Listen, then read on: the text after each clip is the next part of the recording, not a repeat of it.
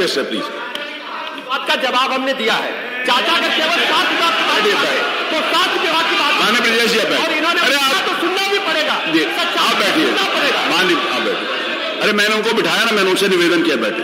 मैंने माननीय उप मुख्यमंत्री जी से भी रिक्वेस्ट करी। देखिए माननीय वर्मा जी मेरी समाजवादियों का इतिहास नहीं पता है। नहीं, वो नहीं मालूम होगा, आप बता दीजिएगा समय आने पे। मेरा नहीं पता है समाजवादी मेरा रिश्तेदारी माननीय मंत्री जी को पता है। पहले ये अब ये पटल पर आ गया ना, सबको पता चला। कांग्रेस में थे, पहले कांग्रेस में थे, फिर उसके बाद बहुजन में गए और बहुजन में चलिए अच्छा एमपी हो गए। चलिए हमारे छोटे हैं, हमसे छोटे हैं, चलिए एमपी भी हो गए और फिर राज्यसभा में भी चले गए और फिर आज डिप्टी सीएम हो गए। आज डिप्टी सीएम भी हो गए। लेकिन कल आपने जब हमारे मान लिया, हम लोग तो हमेशा चौधरी साहब का, हमेशा चौधरी चरण सिंह का सम्मान किया, हमेशा हम लोगों ने सम्मान किया है और उनके आदर्शों पर हम चल रहे हैं। डॉक्टर लोहिया के आदर्शों पर भी चल रहे हैं, आचार्य नरेंद्र देव के आदर्शों पर भी चल रहे हैं। जनेश्वर मिश्रा से तो हम लोगों ने बहुत कुछ सीखा, हमारे तो वो अभिभावक भी थे और हम इतना पूछना चाहते हैं। राजनारायण भी थे, राजनारायण जी की तो हमने बहुत छोटी छोटी सभाएं भी कराई, जनेश्वर मिश्रा जी की बहुत छोटी छोटी सभाएं कराई। हमने तो माननीय अटल जी बिहारी वाजपेयी जी की सभाओं में जा करके समाजवादी होते हुए भी उनका भाषण सुनने जाते थे। हम इसलिए जानना चाहता हूं, हम इसलिए कहना चाहता हूं आप सब लोगों से, भारतीय जनता पार्टी के लोगों से भी कहना चाहता हूं, कम से कम अटल बिहारी वाजपेयी के आदर्शों पर, सिद्धांतों पर चलना तो सीखो। दीनदयाल उपाध्याय के आदर्शों पर चलना सीखो, उनके आदर्शों पर तो चलो। कभी आदर्श, उन्होंने कभी सिद्धांतों से समझौता नहीं किया, नहीं किया है। खन्ना जी कभी उन आदर्शों से पर चलना। माननीय डॉक्टर लोहिया ने हमेशा जाति तोड़ो की बात कही, कभी उन्होंने जातिवाद को बढ़ाने की बात नहीं कही। जाति तोड़ो, समाज बांधो, यह डॉक्टर लोहिया ये आंदोलन हमेशा चलाते थे। तो हम तो केवल आपको याद दिला रहे हैं कि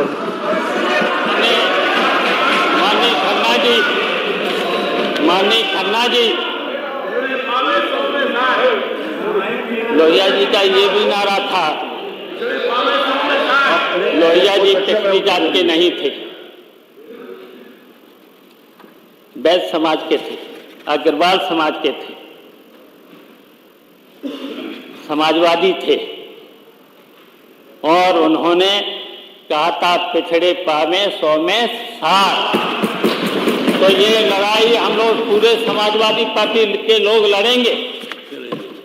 माननीय मंत्री जी बैठे हैं, माननीय डिप्टी चीफ मिनिस्टर साहब बैठे हैं। आपने कल टोपी पर, हमने तो कभी भारतीय जनता पार्टी के वाले गमछा भी डालते हैं, टोपी भी लगाते हैं, अब तो टोपी भी लगाने लगे हैं। आप आज हमें कुछ तिलक भी आप लगा के आए, हमने तो कभी कमेंट किया नहीं है। आपको जानना चाहिए ये टोपी बजट के सिवाय और भी हो रही है। मैं पूछ रहा हूँ, अगर नियम 56 पे है तो 56 पर बोला जाए, फिर अध्यक्ष जी हम लोगों को भी बोलने का अवसर खुला होना चाहिए और ये आपको मैं दिमाग एक एक बात कहूंगा, उसमें इनको सुनना पड़ेगा, बैठना पड़ेगा, कल की तरह भागना नहीं चाहिए। मेरा निवेदन है माननीय आदरणीय शिवपाल जी से, माननीय मंत्री ये वहाँ नियम 56 कल तक हमारे रहे, ऊपर कमेंट किया, इधर उधर जाएंगे तो कल फिर आप उसके कमेंट किया, आप अभी जिस समय उसके ऊपर राज्यपाल के भाषण के ऊपर चर्चा होगी, आज समय दे दीजिए, अभी शुरू कर देना, इसके बाद दे देना तो चलिए नियम समाप्त करके उसके ऊपर चर्चा प्रारंभ करते हैं। ये नियम 56 को माननीय शिवपाल जी के रिक्वेस्ट के ऊपर उसको समाप्त करते हैं, उसको ड्रॉप करते हैं। अब राज्यपाल के भाषण के ऊपर चर्चा प्रारंभ करते हैं।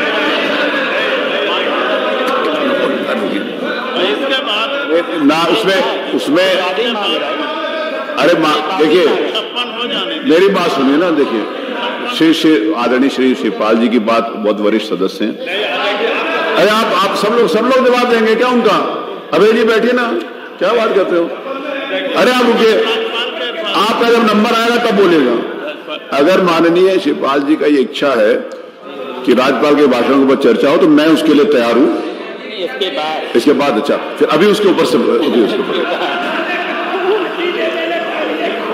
हमने ये कहा कि अभी 56 पे रहिए, फिर उसके बाद कहिएगा, आपको पूरा अधिकार है, कहिएगा जितनी देर कहिएगा हम आपको छूट देंगे, सिर्फ आपको और किसी को नहीं। माननीय अध्यक्ष जी, बजट तो स्वास्थ्य विभाग पे बहुत पिछले वर्ष भी मिला था, बहुत बजट मिला था। अगर पूरा बजट आपने खर्च कर लिया होता तो बहुत सी समस्याएं हल हो जाती, बहुत सी समस्याएं हल हो सकती।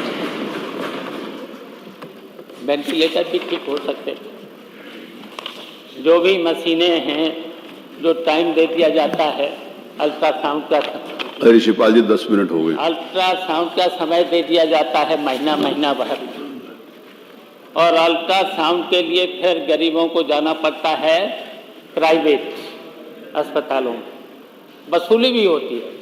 और हमने तो देखा है जिला अस्पतालों के गेट पर कुछ दलाल बैठे हुए हैं और वहीं से पकड़ करके ले जाते हैं बहका करके। मैंने छापा मंत्री जी से चलिए अब उत्तर आ जाए। छापा मंत्री जी अब छापा तो बहुत मारे हैं, अभी छापेंगे, आप उनका उत्तर आ जाने दीजिए। छापा तो बहुत मारे हैं, कोई असर पड़ा नहीं। तो इसलिए मैं कहना चाहता हूँ जी, मंत्री जी, अगर बजट खर्च कर लिया होता, आधा भी खर्च कर लिया होता, तो बहुत सी समस्याएं हल हो जाती। डेंगू जैसी बीमारी, और यहाँ तक कि हमने जो 20 लाख रुपया, अब उसके ऊपर चर्चा नहीं हो रही, मैं ग्राह्यता के ऊपर सिर्फ सुन रहा हूँ आदरणीय शिवपाल जी। नियम 56 आपको मालूम है कि नियम 56 की ग्राह्यता के ऊपर बोलिए। अगर मैं ग्राह्यता, मेरी बात सुनिए, अगर मैं उसको स्वीकार कर लूंगा तो स्वीकार करने के बाद फिर आप उसी चर्चा की मांग करते हो, तो फिर मैं उसकी चर्चा अगर स्वीकार करूंगा तो उसके ऊपर चर्चा करिएगा। अभी ग्राह्यता के ऊपर बोलिए ताकि ग्राह्यता के ऊपर चर्चा करा दीजिएगा। मैं चाहता हूँ चर्चा की घोषणा कर दीजिएगा। चलिए आप लिख के दीजिएगा तो देखेंगे। अब माननीय मंत्री जी जवाब। चर्चा की घोषणा नहीं होती, आप नियम 49 में मांगोगे तो फिर मैं निर्णय करूंगा कि उसके लिए समय निर्धारित करूंगा। आवश्यक होगा आप उसको लिख के, आपको अधिकार है लिख के देने का। आपको नियम 49 में आपको चर्चा के मांग करने का अधिकार है। आप लिख के दो, उसके ऊपर मैं विचार करूंगा। अभी उत्तर आ जाने दीजिए। कम से कम आप लिख के तो दो। 2 घंटे 3 घंटे।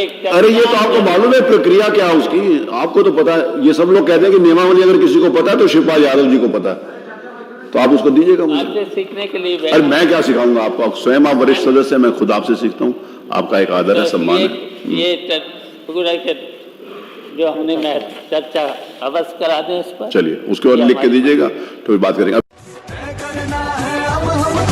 कैसा भारत चाहिए, समाजवादी अखिलेश के संग समाज के पथ पर आइए।